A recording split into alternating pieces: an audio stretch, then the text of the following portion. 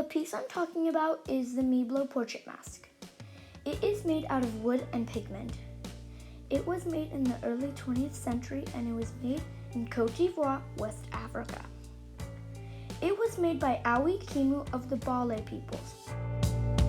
To give some background context of the Mblo people, there are about 400,000 people living in villages in Côte d'Ivoire. They are known for their ceremonial masks. The Mblo society is matriarchal. This mask was carved in the village of Kami. The Mblo recognizes two types of entertainment masks, Goli and Mblo. Maya Yenso danced with this mask until she was no longer physically able to. Then her stepson did it for her. The mask is an idolized portrait of Moya Yenzo, a well-known woman in the Mblo society. She is known for her beauty and incredible dancing ability. Pictured here is Moya Yenzo, subject of the mask. Beside her is her stepson who is holding the mask. He actually did wear and dance in the mask during performances like the Jabagba Masquerade. The Jabagba Masquerade is represented here and what it would have looked like. Her stepson would have been the one wearing the mask and performing it as a source of entertainment for the people, well as a celebration and appreciation towards Mayo Yenzo. The Mblo portrait mask is pictured here in the Jabagba performance. The Jabagba performance includes drummers, singers, and dancers. The masks are concealed until a very special moment in the performance where they are revealed on the dancers where a large audience who came will see.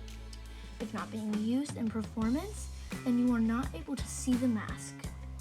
It is for the performance only and to honor Maya Yenso, not to be hung on a wall or simply just for looks, but for an actual meaning and function. This is an unrealistic and idealistic mask. Some visual attributions are an oval face with elongated nose, open mouth, downcast slit eyes with projecting pieces that suggest animal horns. These traits mean good, honorable, respected, and beautiful person in Mblo society. The half-slit eyes, high forehead suggest modesty and wisdom. The triangular patterns suggest age, and the added brass heightens the sunlight, which means health. The left eye is slightly higher than the right eye, giving a feeling of complexity. To this day, there are still orange and red paint near the eyes, nose, and mouth. This is definitely not a realistic representation of Maya Yenzo, but instead a representation of her inner beauty and mortality associated with her. In regards to the scale, this mask is smaller so that it could fit a person's head while doing performances. The next piece I'm talking about is Darky Town Rebellion. It was made out of cut paper and projection wall. It was made in 2001 by Carol Walker in New York. She is one of the only artists that does her art all by herself with no help, and each installation is different than the one before. To give some background context of Carol Walker, she is a California-born, New York-based African-American artist. Carol Walker was raised in California until the age of 13, where she had to move to Atlanta. There she was exposed to constant act of racism in the South. This heavily impacted her, and now she curates her work to show African-American historical representations. Walker discovered a landscape painting in the book American Primitive Painting, which features many pieces of artwork. One painting called Darky Town inspired her, and she reworked it into a scene of rebellion among many African Americans, hence the installation name Darky Town Rebellion. Though the title suggests a historical event, it is merely a work of fiction, not facts, to create a sense of the unimaginable cruelty of an era in one look. To bring awareness to racism, she builds a world of horror through some gory content, yet seduces the viewers with a pattern of colors that wash over the characters. Darky Town Rebellion takes up a 37-foot wide corner of a gallery. With the nightmare scenes that are throughout the installation, Kara Walker also uses psychedelic music to play to heighten your experience while looking at the art. Walker is a very well-rounded multimedia artist. She began painting, which led to film, and then works on paper. Her color projections that lack very fine detail still give us the form and information we need to understand what she is trying to convey in this piece.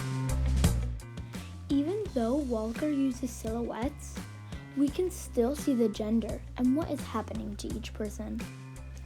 Kara Walker creates an exploration of African Americans in the antebellum South. You can see one figure that stands upright over his severed limb, bleeding leg stump and bones protruding from his hips. We see another figure with severed limbs and rolled on his back, and a woman with a bonnet and a hoop skirt attacking a baby that's lying on his back. This is showing a woman aborting a child then seen caring for newborns. We see this life of the South with the flag that is being held that resembles a colonial ship sail. The style of this piece is more abstract than realistic, but still shows some realism with what the figures are wearing.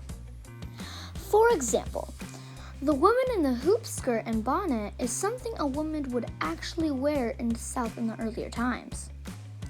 Yet, the figures are still abstract because it doesn't have full human details.